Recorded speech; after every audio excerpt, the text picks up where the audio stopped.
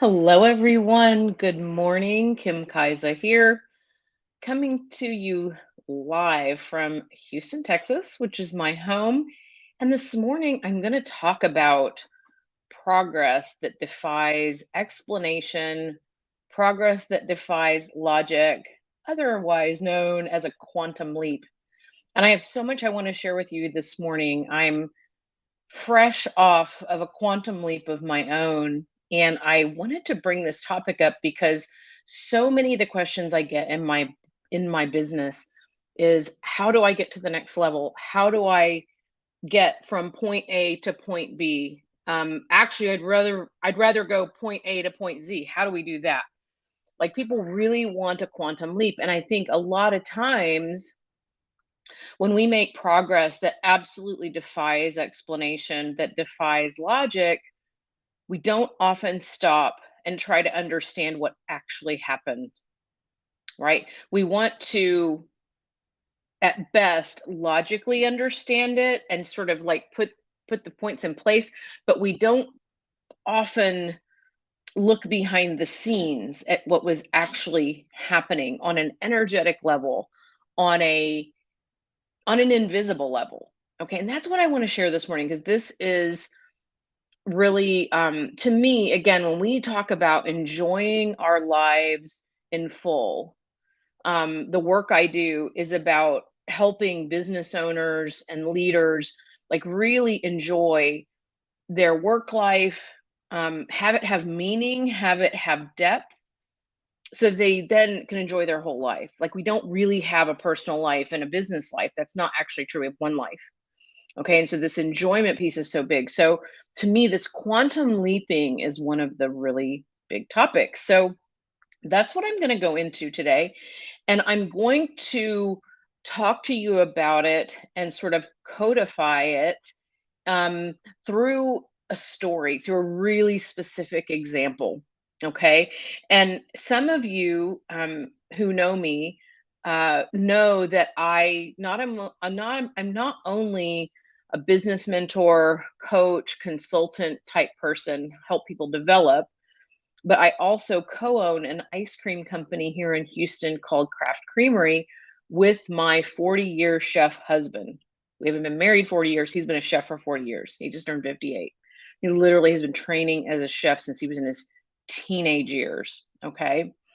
And and before I go into the story of the quantum leap that Craft Creamery made, I would just like to tell you that if you're here live, I love hearing from you. If you happen to catch the replay, let me know you've been here. Let me know if you're tracking. The reason I like to know that is I like to have the feedback. I like to know what's resonating with my audience, but also it helps other people when we comment, when we like that sort of thing. It helps other people actually find the broadcast. Okay. And this morning I'm broadcasting as usual to LinkedIn, to Facebook, and to YouTube. So I'm going to go into this story about the quantum leap that my husband and I just made with Craft Creamery. Okay. And I'm going to give a little bit of backstory and then I'm going to break this into some steps for you all. So just bear with me. Because I think that there's a lot of value here in this broadcast. So we started an ice cream company in November of 2022. That's when we actually opened for business. We didn't have on our minds to start an ice cream company. We knew that for him during the pandemic, when he was furloughed, he would need to find something else to do. You know, he does consulting and did some consulting back then as well, and that was a great fit for him. But when his consulting gig ended in August of 2020, he immediately started looking for another chef job. And I had this like really internal hit for him that I often get for people close to me, my clients, my family, people close to me. And as usual, I asked him if I had permission to share it with him. I don't just, spray this stuff all over without permission. And he said, of course. And I said, my thought for you, Steve, is that you're not supposed to go work for someone else. That's not what you're supposed to do. Like I had been studying his human design chart, I'd been studying his gene keys chart, and I know him very well also. And I just had this hit of like, this is not what you're supposed to do. So we began, or he began, kind of exploring what would it look like to do my own thing again. He's had his own restaurant and a club a couple different times in his career, and we started exploring that. And long story short, um, the first quantum leap that we experienced was the opening of Craft Creamery. And again, to make a really long, detailed story short and to the point, before I get to the really what's happened recently, is that we started working with a development team. They're incredible, CJN Investments, and we kept kicking around a lot of different ideas, taking over a huge chain of cafeterias here in Texas and across the nation, and that didn't quite get any teeth. He explored reopening a burger restaurant, which he's known for, has a reputation for, and it didn't feel like quite time for that. We didn't have the structure in place in life to do that. Lots of It felt like a lot of hours that we didn't feel like it was the right timing for us. And so anyway, he had been experimenting with ice cream, um, and because we were trying to understand what was in our food. Simply, we don't necessarily eat overly healthy, but we want to eat whole food. Okay, we like treats, and so when we started looking at ice cream in the case at the grocery, there's just all kinds of stuff in ice cream. Like, a lot of the labels will have 15 or 20 ingredients. So he started making his ice cream. It was phenomenal. We decided to take the ice cream to a meeting with the investment folks, and not with the idea of starting an ice cream company, with an idea of continuing this conversation we were having. And 20 minutes into that conversation, they tasted the ice cream and wrote a business plan, and there we go. And there became Craft Creamery. So basically, that was the first quantum leap. It's not the one I'm going to go in detail about today.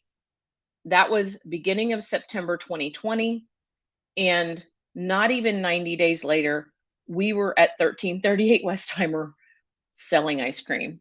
Not even 90 days later. The longest part of that, by the way, was negotiating the lease on an existing space that we were ultimately just walking right into. So, all perfect timing. So that was it. So we kind of walked in without a business, and then we walked out with a business.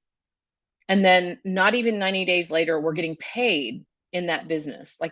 That was like quantum leap after quantum leap. Now, what's happened since, and the thing I want to talk about today, is Steve's done an incredible job with wholesale business. He sells to a number of restaurants here in Houston, and those are great accounts for us. We love those customers. They really get the value of putting whole ingredients, having ice cream on their menu that are like 5 ingredients. Like, they get the value of that. Not every restaurateur gets that, but our clients really do get it, and that's been incredible. And the big challenge with Craft Creamery is that the part of the street that we're on, we don't get a lot of foot traffic. We get some neighborhood traffic, but we're in a spot that's a little bit hard to see. And we're in a spot that's like, it's hard to park, just being just being honest. If you guys visit the shop ever, it's hard to park. It's a challenge. It's not, I always get a parking spot, but I have good parking mojo. But it's hard to see. Is it we have had it's been a constant challenge. It's something we really have wondered about and put a lot of time into thinking about. Like, how do we draw more customers in? Because it's not that we don't have an incredible product. Like, we have an incredible product. It's amazing. And then, but how do we get more people through the door? And so, really, like, the small question had been, and then we had an expanded question, which is the quantum leap. The question had been, like, how do we get more people in to buy an ice cream? Right? How do we get more people in to have this purchase of like $5 or $7, or, depending on what they buy. And so we've had some great ideas along the way. But like one day in, I think it's June, so May, um, we just were kind of back in that question, and we started to wonder about it. Now, by wonder, I don't mean brainstorm. I don't mean sit there with our head in our hands and like think about it. Like, we really had this open ended kind of sparkly question. right? Questions like I love to use with my clients, right? Because I know where magic lies. I know where quantum leaps lie. And so we were on a walk, and I just happened to ask Steve, like, just this intuitive question. I said, "Babe, how many Michelin star kitchens have you cooked in?" And I knew as a history, like I knew he'd worked for several, a couple, and I knew he'd done these stage gigs, which is like in chef terms, kind of when you go and temporarily sort of work in the kitchen. You get a you he had an agent that helped him get that sort of thing. And I knew he'd had several. Um, but he started to count on the walk. Okay. He started to count, and he kind of got to 10 fingers and said, "Gosh, I think it's 12." Okay. And we knew, like, I just all of a sudden had this, like, it just clicked for me. 12 Michelin star restaurants. I said, is that unusual for a chef? Like, I don't know. I'm not in the restaurant industry. I'm not sure. But he said, "Yeah, probably so." And so he kept counting beyond the 12. And he got up to, when we got back to the house, he started writing them down. And the final number was 21. He has cooked in the kitchens of 21 Michelin star restaurants. He's been employed by three of them, which is like, that's incredible. But he has cooked in 18 more. And so I said, okay, we have been wanting to do like a wine dinner. Why don't we do, like, I have this idea. Why don't we do like this all-star ice cream dinner that's based on your um like your experience in these Michelin star kitchens. And Steve's like, he has like stories on end. You can imagine if he's been a chef for 40 years. He's been in kitchens for 40 years. So he's gonna have stories on end. And he's a really good at unwinding the stories. And he has a great mind to remember all these details. And I was like, you could tell your stories and you could come up with these dishes, and like, it could be these, scoops of ice cream, but like plated in a particular way and served in a particular way and special flavors. And we have National Ice Cream Month coming up in July, and we could kick this all up. So the idea was just, you could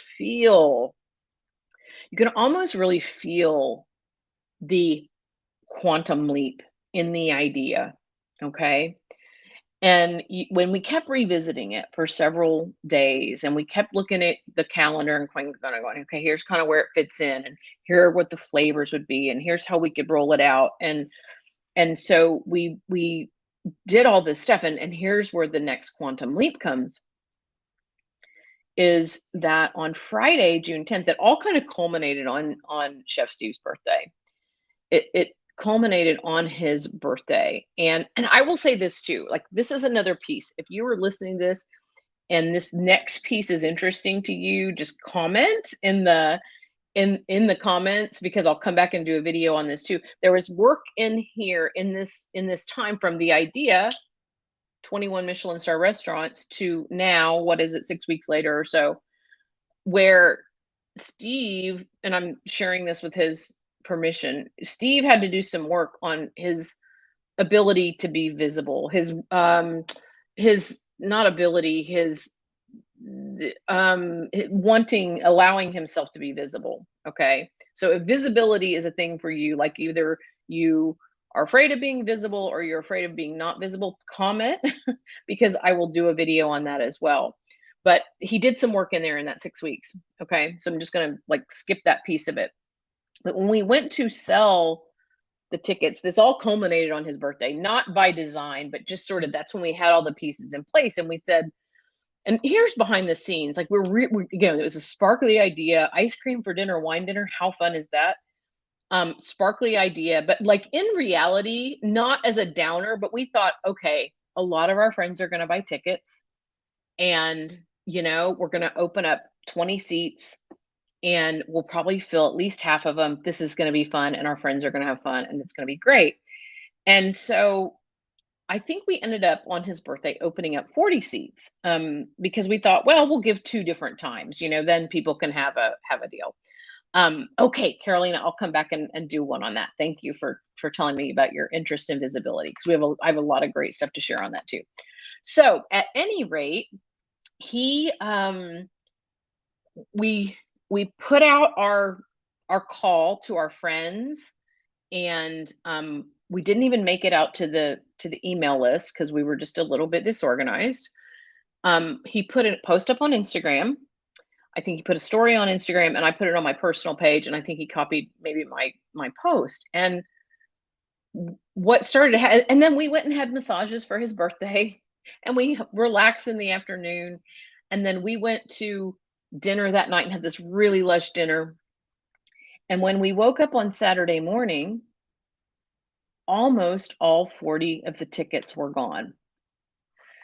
And when Steve started to note who was buying the tickets, one set of two sets of our friends who we had let know earlier, two couples I'd let know early because they knew we were going to do this and they definitely wanted to do it. They had bought tickets. So there were two couples that bought tickets because I had texted them early and said, here's the link.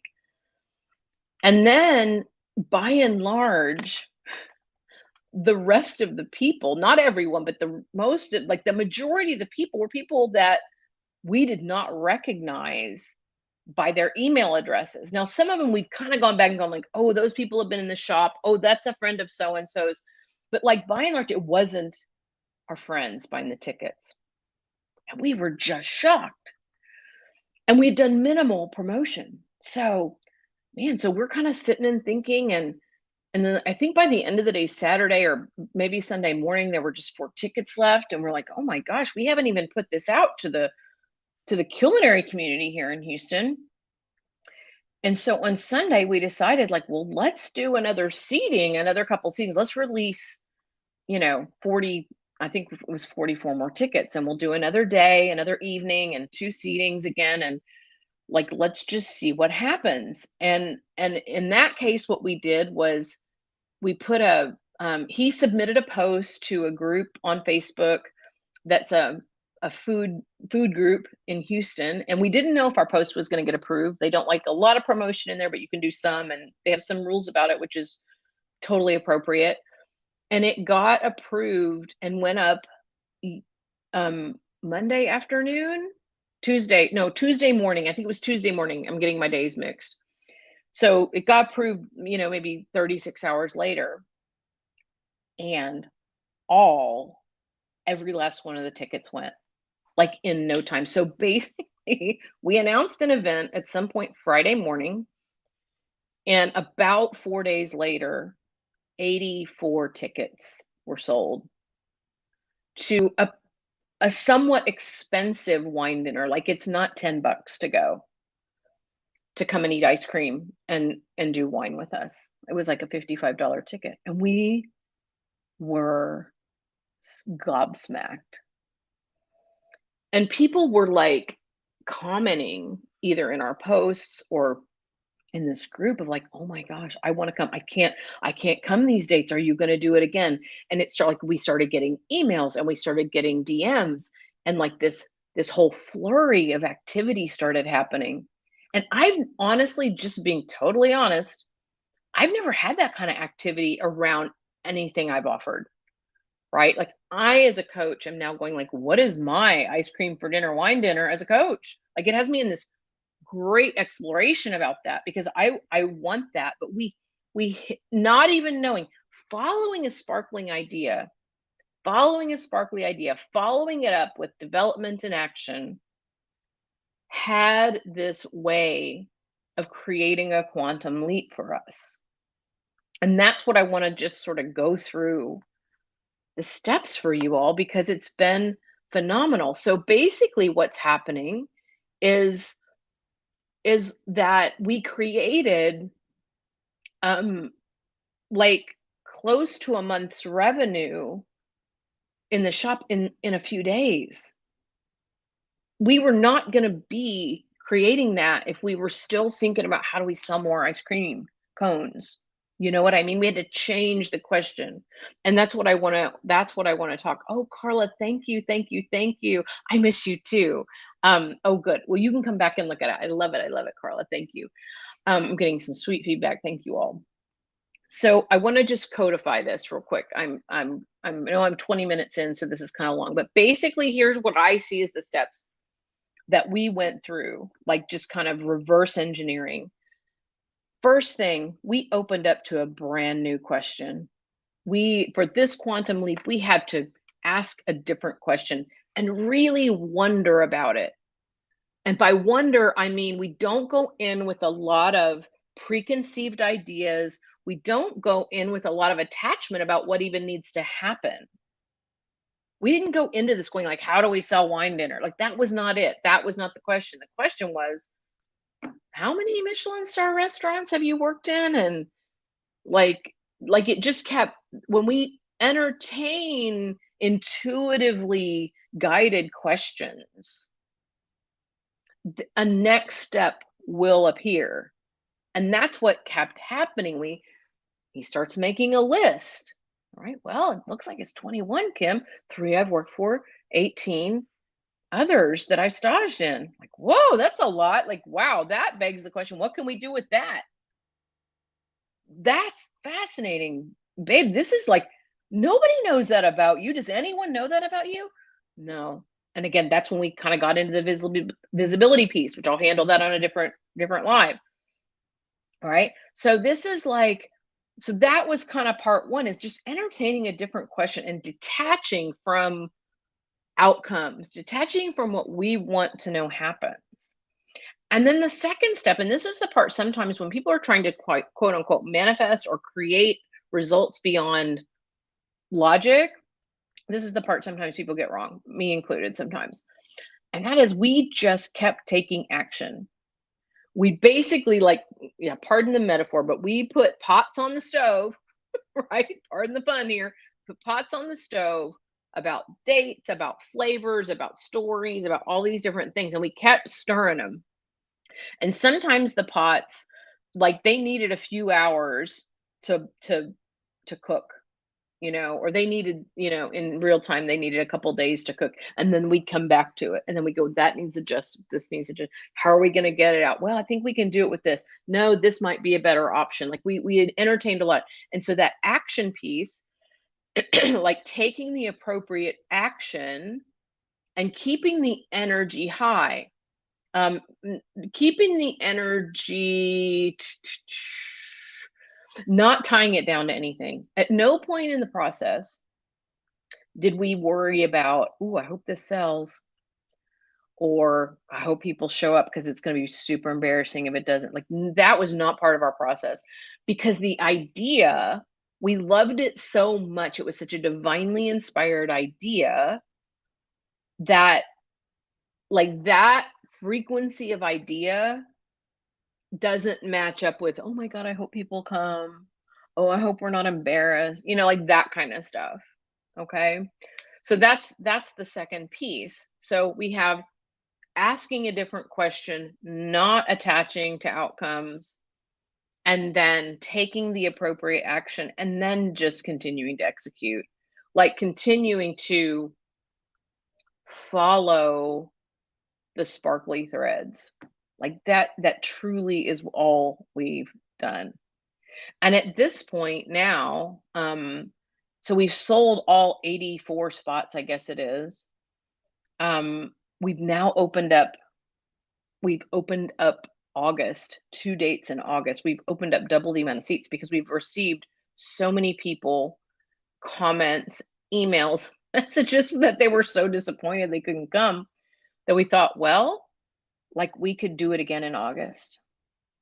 Right. And so we're doing it again in August. And so I just wanted to like, and Steve and I are thrilled. Let me just tell you, because again, this is not exactly what we thought would happen.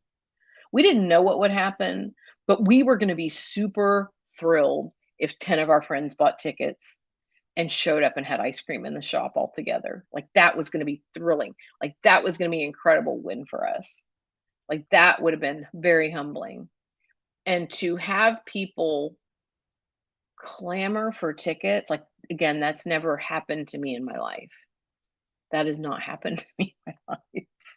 I get good results with things sometimes, but clamoring, never.